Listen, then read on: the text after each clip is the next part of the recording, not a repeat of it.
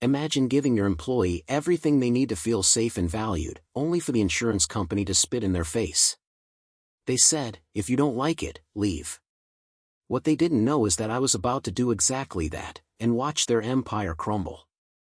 If you love stories of calculated revenge, justice, and taking power back from arrogant corporations, hit that like button and subscribe. Today's story is proof that disrespecting the wrong person can cost you everything. I'm just a simple guy. Low maintenance, a middle child, and a little lucky.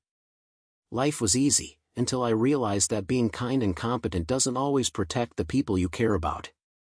Sensory cue, the hum of the coastal city, seagulls over the harbor, bustling streets lined with tourists and locals. My businesses thrived in this environment. After college and military service, I leveraged family connections to start several businesses: a restaurant, bars, a cab company, a resort, cleaning services, and even rental properties. All of it was managed ethically, with care for my employees.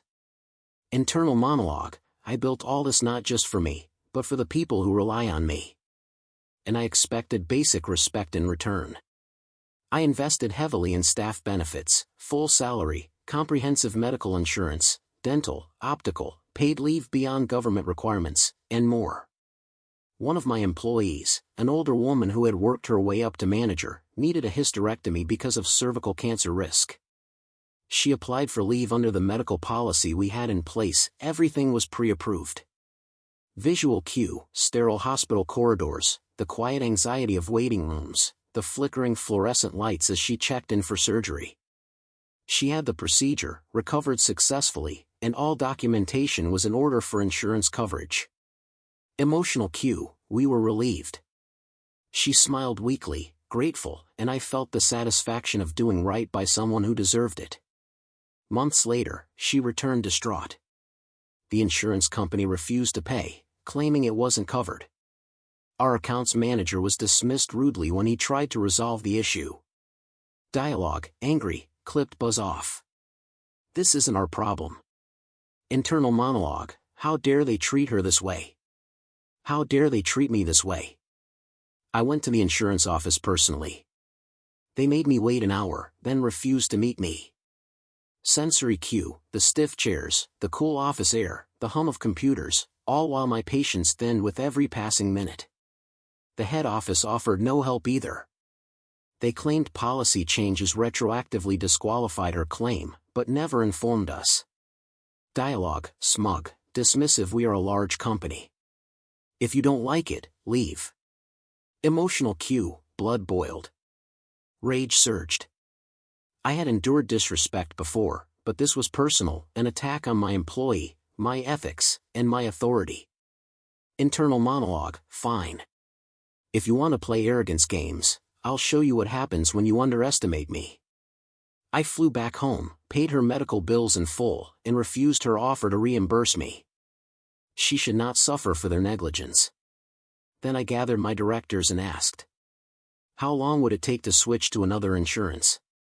The answer: 6 months. But it was enough. Sensory cue: I could almost hear the cogs turning in my mind, every potential blow, every leverage point. We researched rival insurance companies.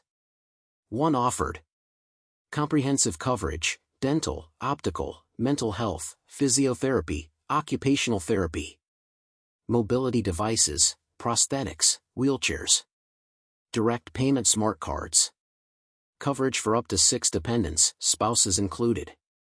The new policy cost a bit more, but offered far superior benefits. Internal monologue: not only will we leave them, we'll make sure it hurts where it really counts: their profits, their ego, their reputation. We prepared documentation, notified the old insurance, and scheduled the official switch. Old insurance staff were initially unconcerned, thinking we were just a small account. Visual cue: me walking in with a small army of directors, lawyers, and stacks of contracts. Their faces shift from casual indifference to horror and disbelief.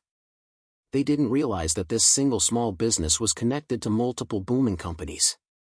Dialogue: old insurance staff: wait, your family name, you're the family name? Me: yes. And we're leaving. Effective immediately. Soon, the director, CFO, legal counsel, and even the CEO personally contacted us, begging for negotiations. Emotional cue, watching their faces pale as the reality set in 6 weeks of tense legal and financial maneuvering, until every contract was signed over to the new insurer. The fallout was devastating. Old insurance lost a massive client, and the news spread fast. COVID hit, and the company went into receivership, ultimately being acquired by our new insurer, their biggest rival. Senior executives and arrogant staff were replaced, only essential employees retained. And in a twist of poetic justice, I purchased their building, remodeled it, and turned it into rental business space. Internal monologue, every brick, every corner, a reminder that arrogance never survives carelessness or disrespect. Moral: this wasn't about revenge for revenge's sake. It was about justice, protecting those under my care, and showing that no one is untouchable. Reflection: karma is patient, and often brutally efficient. Respect people, or you might wake up to a life you never anticipated. If this story made your day, hit that like button, subscribe, and comment. What would you do if a company disrespected your employee or family? And remember, always fight for those who cannot fight for themselves.